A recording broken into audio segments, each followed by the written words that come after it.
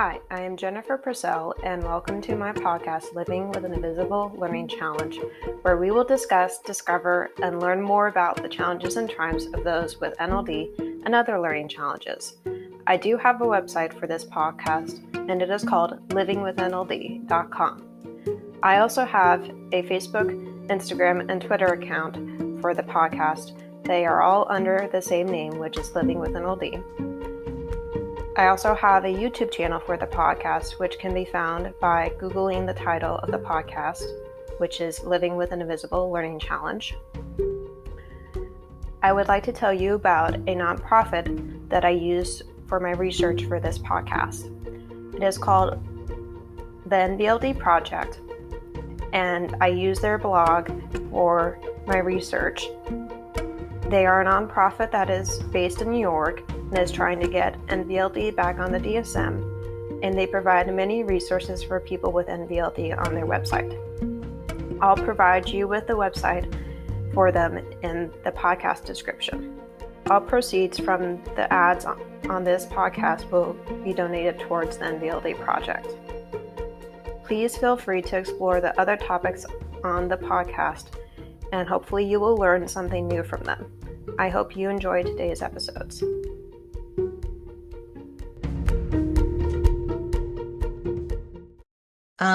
All right. Yeah, let's get started. Okay. Well, I am here today with Jodie Herbert, and I will have her start by introducing herself.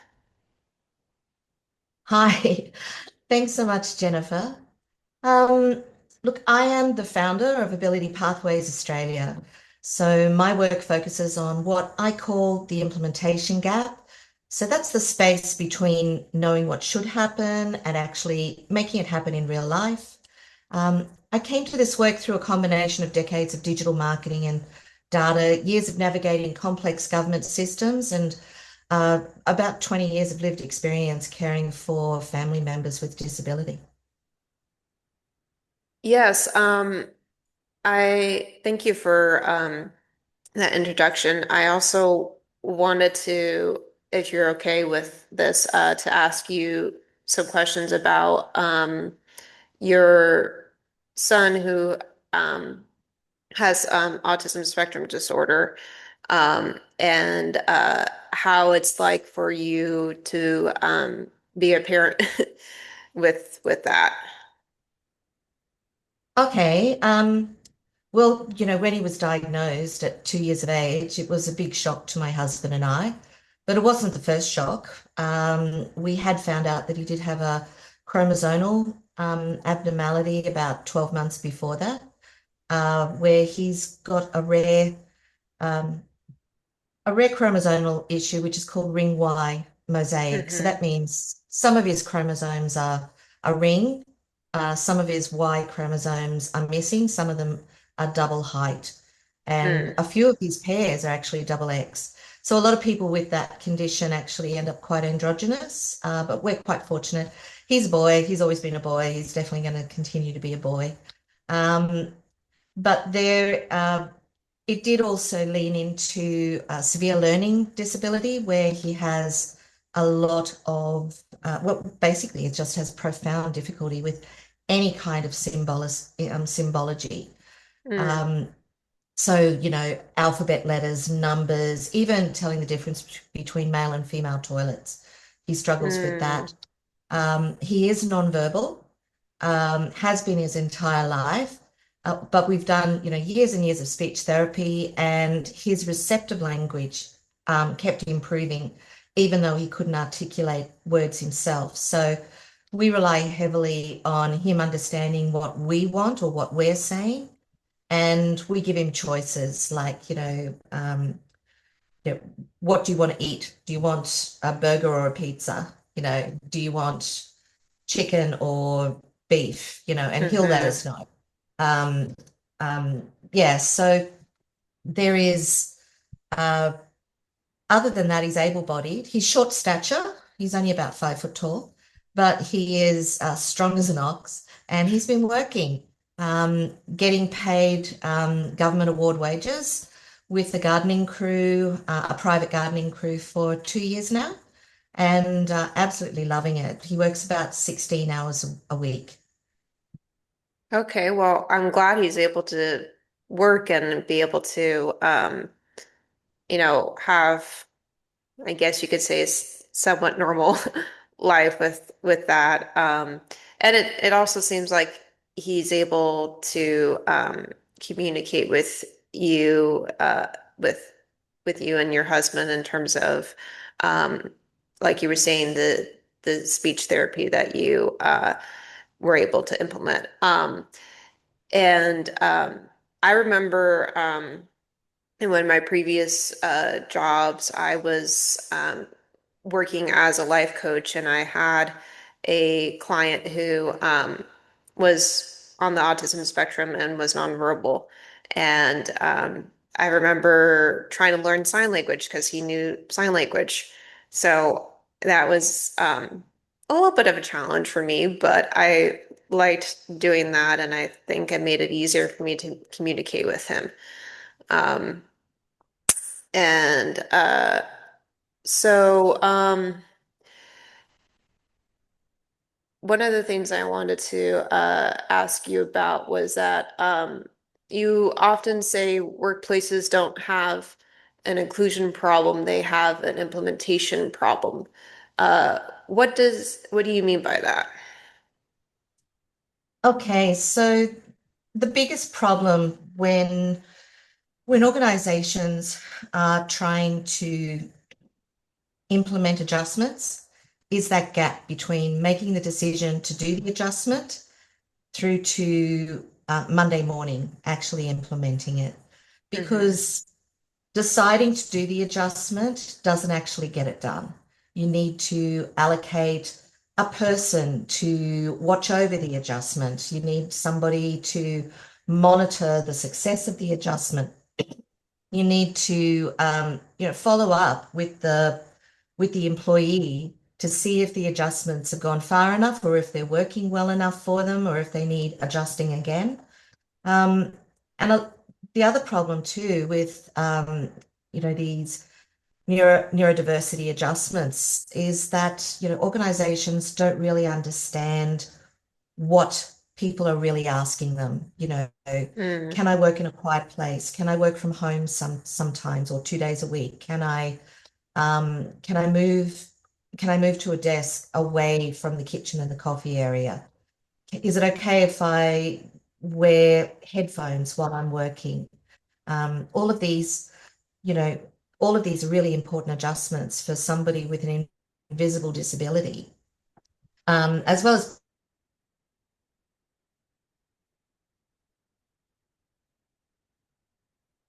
I think your audio cut out for a second. people with very visible disabilities. But um, okay, is it back? Yeah, it's back. I heard you talking about headphones and then it cut out after that. Okay, all right. I'll we we've just been notified that they might be coming to work on our internet box here today.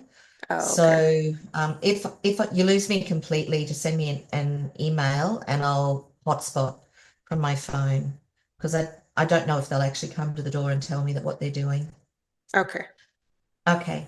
Um, yeah, so what I often ask organizations is, what will the cost be if you don't make these adjustments? Because the adjustments that people are asking are often just, you know, fairly common sense kind of things.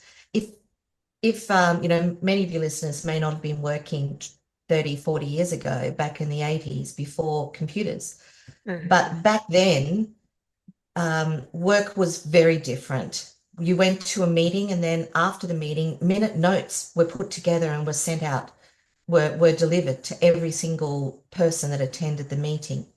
Um, Work expectations were a lot slower. It was, can you get this done by Friday? Whereas now it's like, can you get it done by lunchtime? Mm. Um, there's also, things like the communication channels. People were monitoring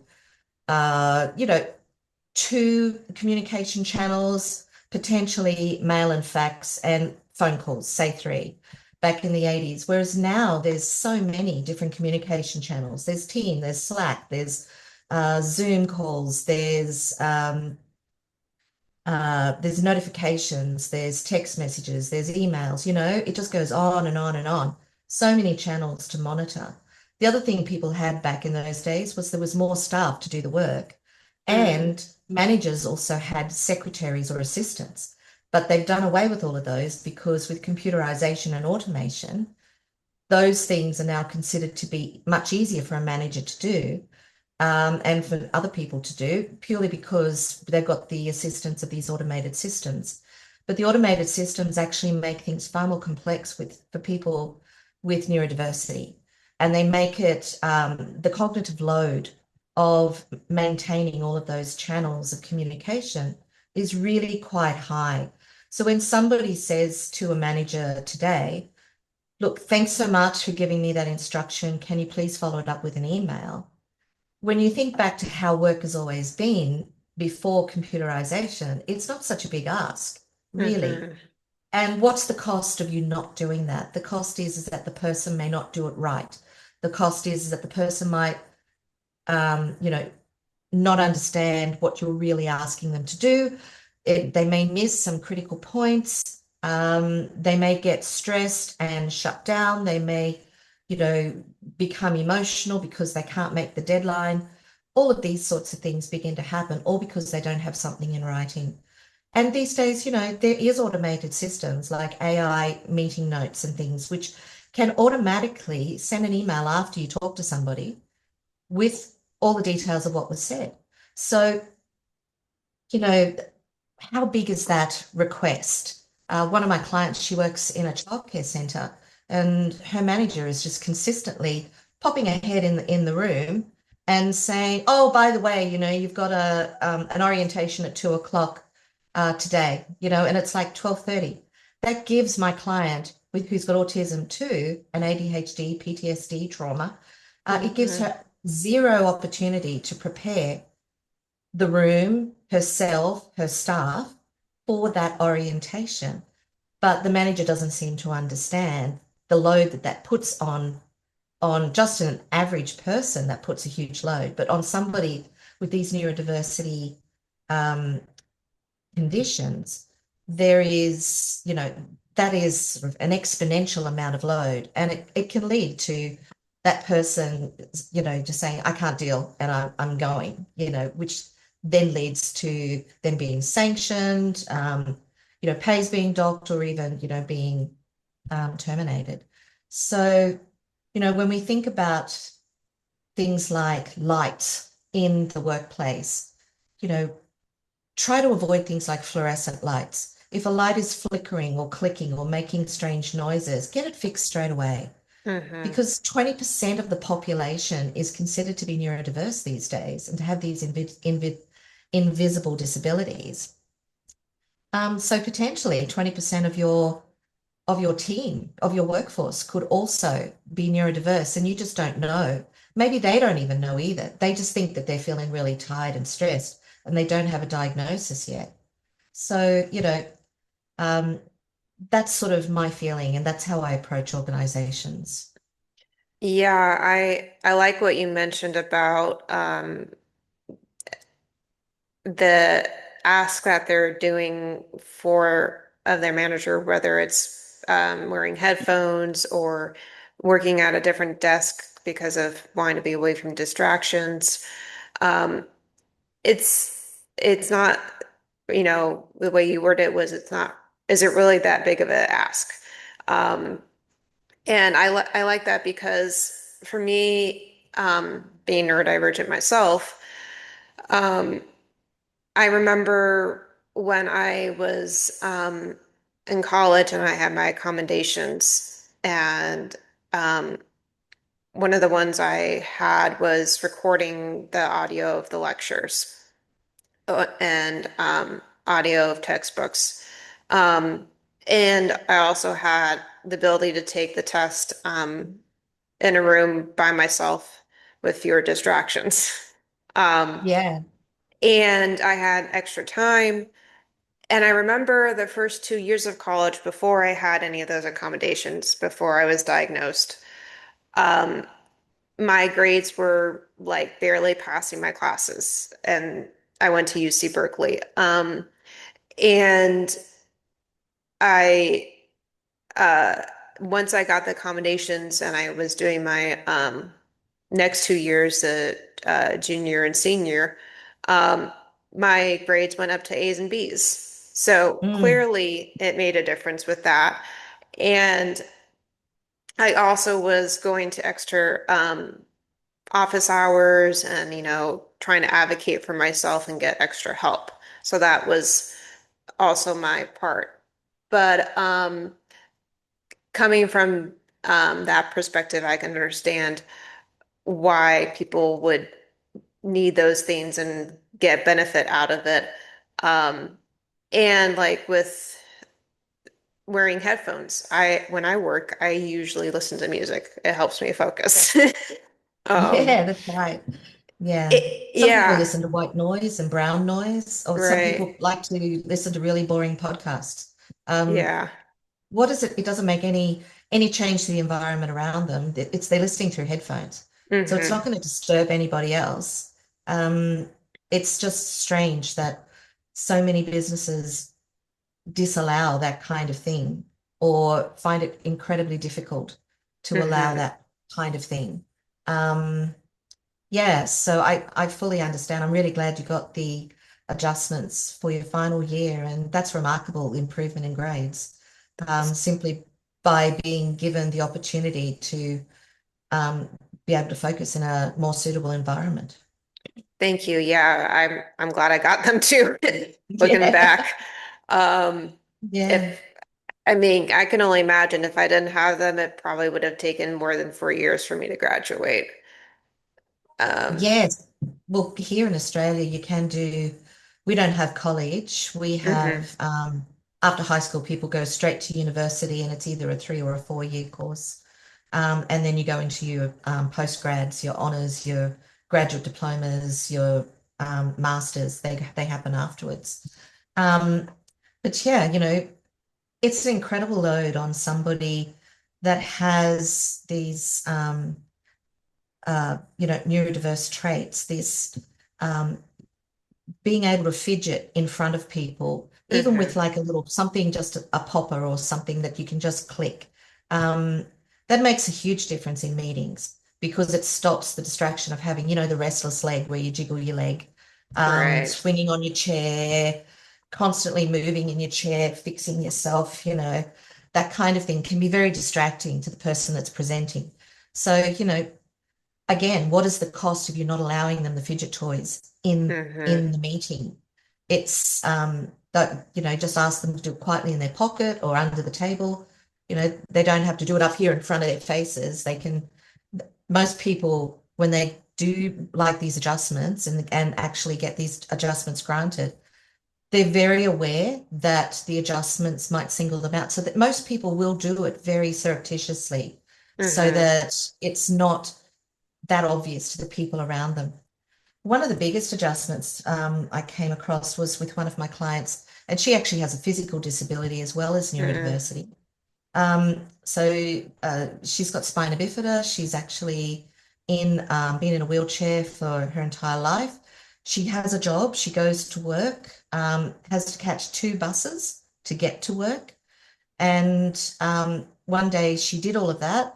Huge emotional and cognitive drain for her to be on the bus with all these strangers and people. And then, the pressure of being able to onboard and offboard safely because she has actually fallen out of the wheelchair while trying to get out of a Oh, wow. bus. Um, huge drain on her. She finally gets into her office building only to find that the lift is out. And so she can't actually get up to her floor. So, just a simple communication from the building management to her, a hmm text in the morning just to say, hey, listen, the lift is out today. Maybe you should make other arrangements. She could have easily have saved herself an hour and a half of travel, all of that stress, all of that physical strain and fatigue, and just dialed in from home that day because the lift was out, but nobody thought to actually contact her. Wow. So, yeah, that is a wow, isn't it? Yeah. That's Yeah, one word that comes to mind. that's right. Yeah. So, I'm sure she was saying a lot of other words at the time, but Hmm. yeah. So, as a result of that, like, I mean, she rang her manager and the manager came down to talk to her, and she was understandably quite upset and quite stressed and quite, um, what's the word? Basically, just, completely strung out and not herself as a Yeah. result of that entire journey and the end result. So, but the manager didn't take her tone very, very lightly, which was Mm. such a shame. So, Hmm. you know, there were things that happened in that situation which could have been avoided just by a simple text. Yeah. So I've got quite a few clients that do have neurodiversity. Many of them have I keep saying individual, invisible It's okay. neurodiversity. And one of the biggest problems we have here is that if they have a job, the Hmm. government systems tend to overstate their capacity, their Hmm. functional capacity, which is wrong. I believe it's wrong because just because somebody is incredibly good at masking and is articulate, appears to be intelligent, has managed to get through university, all of these things does not mean that actually getting to work, via public transport systems or finding the environment really difficult to work in. It doesn't change their capacity in those environments. And the thing here that the government has sort of now put into legislation is that, if somebody actually has a job, uh, how much functional capacity or executive dysfunction do they actually have? And Hmm. I feel that that is a wrong move, Hmm. because everybody is individual.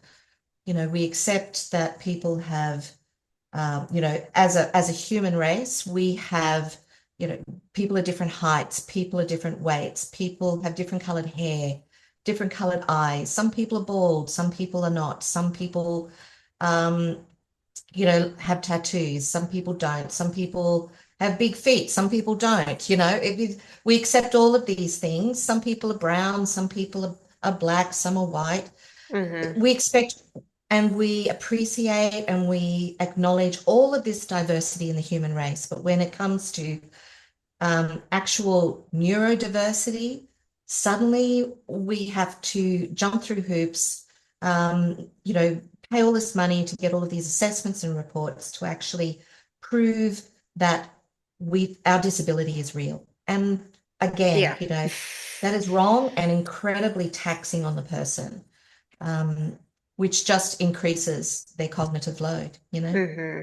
Yeah, I'm glad you brought up the diagnostic process because I remember when I went through mine in college, um, it might be organized differently now, but I did it at the Wright Institute in Berkeley, and basically they if I remember correctly, you had to get an appointment, and sometimes that would take a month or more to get an appointment. Um, and you would go to the institute uh, each time for the test. And I think I did at least 15 or 20 different ones, if I remember right. Um, And fortunately, they asked me, they worked with me because they knew I was a student on when to schedule them. And I was like, well, it'd be best if they were during my finals week because I got a week off to study. So I thought that would make it be a little bit easier. And it did, but then I also had that on top of studying. So maybe it could have been a little handled a little differently. So anyways, it was pretty lengthy process. For me, I guess I had a good outlook because I always was kind of excited to see what the result was. And I was like, okay, I know this is not academic testing, so it's different. Um, and was able to kind of keep that as a mindset. But it definitely was taxing in terms of doing that and um, studying for my finals.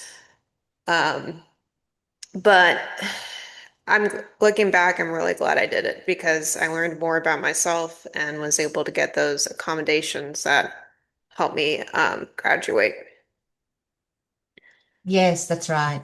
What I do with when I first meet with a client is I do a very extensive executive function barrier assessment Hmm. where I look at the 10 domains of executive function and they answer a bunch of questions about each domain. It's quite a lengthy test, takes about 90 minutes, this assessment.